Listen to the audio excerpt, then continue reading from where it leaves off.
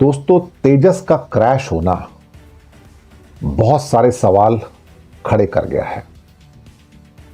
12 मार्च 2024 को जैसलमेर में तेजस क्रैश हुआ था और तब इसके ऊपर सवाल उठे थे। लेकिन फिर 21 नवंबर को प्रेस्टिजियस, दुनिया के सबसे प्रेस्टिजियस दुबई एयर शो के अंदर एक और तेजस का क्रैश होना मुझे लगता है कि लाइट कॉम्बैट एयरक्राफ्ट की सस्टेनेबिलिटी पे सवाल उठाकर चला गया। 20 महीने में दूसरा तेजस क्रैश होता है साहब, दूसरा तेजस क्रैश होता है और ये अपने आप में बहुत बड़ा झटका है। दरअसल पायलट जो इसमें खासतौर से विंग कमांडर नमांश सयाल जो हिमाचल के रहने वाले थे, उनकी भी मौत हो गई इस हादसे के अंदर, वो भी शहीद हो गए। जब वो मैनवर कर रहे थे तेजस को दुबई के अल मखतूम एयरपोर्ट के ऊपर, जहां दुबई एयर शो चल रहा था, तो वो शायद फिर किसकी गलती है अब ये तो पता नहीं है कि ये किसकी गलती से क्रैश हुआ है। अब ये तो कोर्ट ऑफ इंक्वायरी के बाद पता लगेगा। लेकिन दुबई एयर शो में हमारे तेजस का गिरना एक किस्म से वहाँ पर जो 10 देशों के रिप्रेजेंटेटिव जो आए हुए थे, जो देख रहे थे, उनके सामने हमारी जो प्रेस्टीज है उसको धक्का लगा है। 20 महीने के अंदर अंदर एक दूसरा क्रैश होना तेजस का, ये एक किस्म से प्रश्न चिन्ह खड़े करता है। 12 मार्च 2024 को जैसलमेर में, वहाँ पर जबकि ट्राई सर्विसेज एक्सरसाइज चल रही थी और शायद उसके अंदर वहाँ पे उस टाइम कुछ बड़े लीडरान भी वहाँ पर थे, शायद हो सकता है मोदी जी भी वहाँ प्रेजेंट थे, शायद मेरे सामने, उनके सामने शायद ये हुआ था मुझे लगता है। और तो पहला क्रैश तब हुआ जब मोदी जी देख रहे थे मार्च के अंदर। दूसरा अब दुबई एयर शो के अंदर ही क्रैश हुआ है। इससे बुरा हो नहीं सकता था जब दुनिया के कई देश भारत के तेजस का करिश्मा देखने के लिए आए थे वहाँ पर, और सामने अपनी आंखों के उन्होंने तेजस को मैनवरिंग करते हुए देखा और फिर क्रैश होते देखा, तो शायद उनके मन में तेजस को खरीदने के जो ख्वाब होंगे वो भी टूट गए होंगे।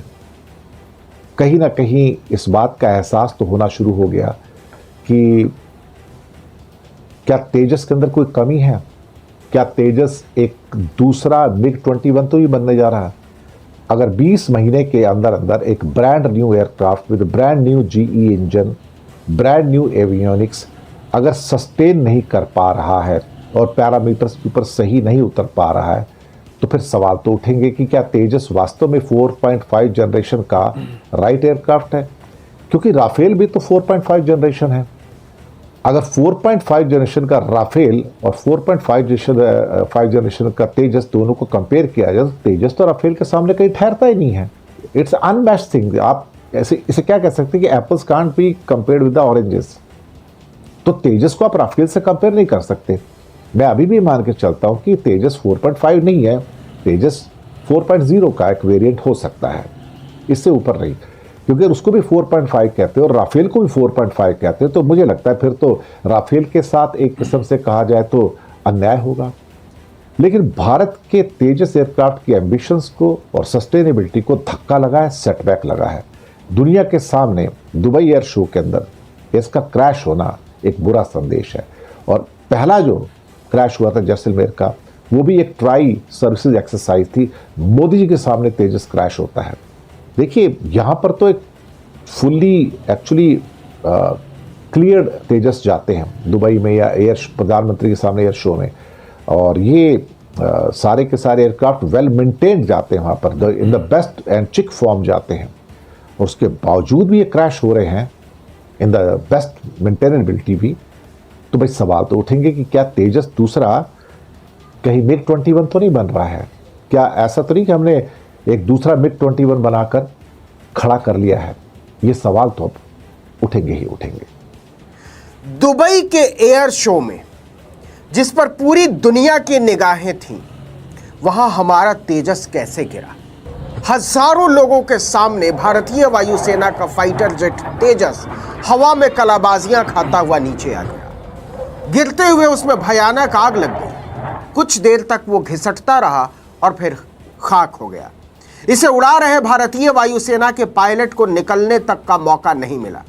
इस हादसे में वो शहीद हो गया। यह सिर्फ एक लड़ाकू विमान का गिरना नहीं है, भारतीय रक्षा उद्योग की साख का गिरना है। नरेंद्र मोदी ने तेजस को रक्षा व्यापार का अहम हिस्सा बताते हुए कहा था कि यह विमान भारत की संभावनाओं को दर्शाता है।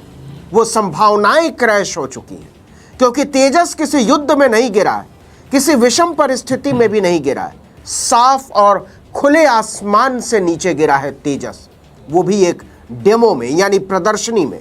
भारतीय समय के अनुसार लगभग 3:30 बजे अल मक्तूम एयरपोर्ट पर तेजस डेमो फ्लाइट ने उड़ान भरी। वीडियो में दिख रहा है कि तेजस अपने डेमो रूटीन के दौरान सामान्य उड़ान भर रहा था, लेकिन अचानक उसकी ऊंचाई कम होने लगी और वो तेजी से नीचे गिरने लगा। उस समय हजारों लोग इसे देख रहे थे और सैकड़ों लोग इस उड़ान का वीडियो बना रहे थे। दोपहर के समय होने वाले डेमो के दौरान सबसे ज्यादा भीड़ होती है। साल भर के भीतर वायुसेना का तेजस जेट क्रैश होने की यह दूसरी घटना है।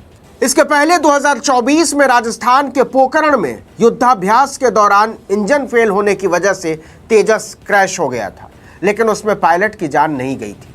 मार्च 2024 में हुए तेजस के उस क्रैश में पायलट ने जेट से खुद को इजेक्ट कर लिया था, लेकिन इस बार वो ऐसा नहीं कर पाया। विदेश की धरती पर तेजस के क्रैश होने का भी ये पहला मामला है, वो भी एक अंतर्राष्ट्रीय प्रदर्शनी में। आपको बता दें कि दुबई एयर शो में इंटरनेशनल विमानों का प्रदर्शन किया जाता है। यहाँ दुनिया की सबसे बड़ी एरोस्पेस कंपनियां, एयरलाइंस, एयरफोर्सेस और टेक्नोलॉजी कंपनियां अपने नए विमान, हेलीकॉप्टर, हथियार सिस्टम और एरोस्पेस टेक्नोलॉजी का प्रदर्शन करती हैं। 5 दिन के एयर शो का यह आखिरी दिन था। दुबई एयर शो की शुरुआत 1989 में हुई थी। इसे दुबई के अल मक्तूम इंटरनेशनल एयरपोर्ट पर हर 2 साल पर आयोजित किया जाता है।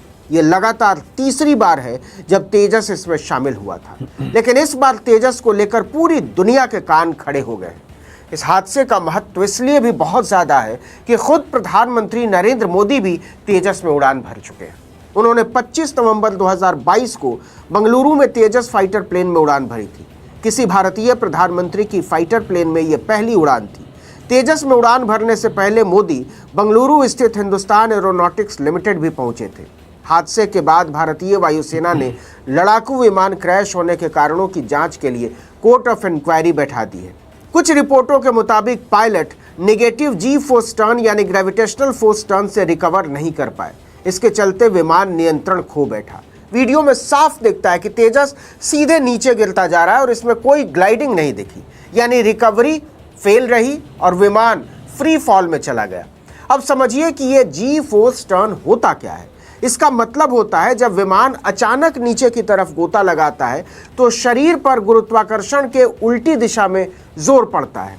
इस वक्त पायलट को लगता है कि वो सीट से ऊपर उठता जा रहा है। सिर की ओर खून का प्रवाह तेज होने लगता है, जिससे चक्कर और धुंधलापन आ सकता है। ऐसी स्थिति में कुछ सेकंड में विमान का कंट्रोल वापस हासिल करना मुश्किल हो जाता है। लेकिन दावे के साथ ये बात हरगिज नहीं कही जा सकती, क्योंकि विमान को उड़ाने वाला भारतीय वायुसेना का एक ट्रेंड पायलट था, जो कठिन से कठिन परिस्थितियों के लिए तैयार किया जाता है। और दुबई एयर शो में तेजस की उड़ान को किसी भी तरह से कठिन परिस्थितियों की उड़ान नहीं कहा जा सकता।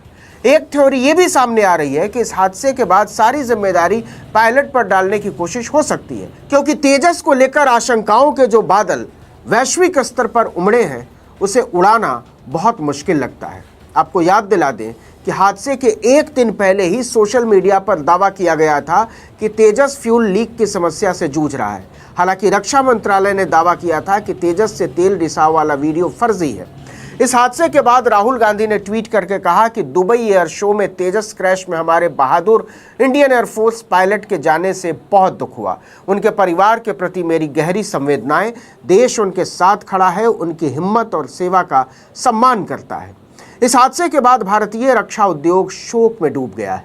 तेजस कई मायनों में मील का पत्थर था। सबसे बड़ी खासियत तो यही थी कि यह पहला लड़ाकू विमान है जिसमें 50% से ज़्यादा कलपुर्जे यानी मशीनरी भारत में ही तैयार हुई है।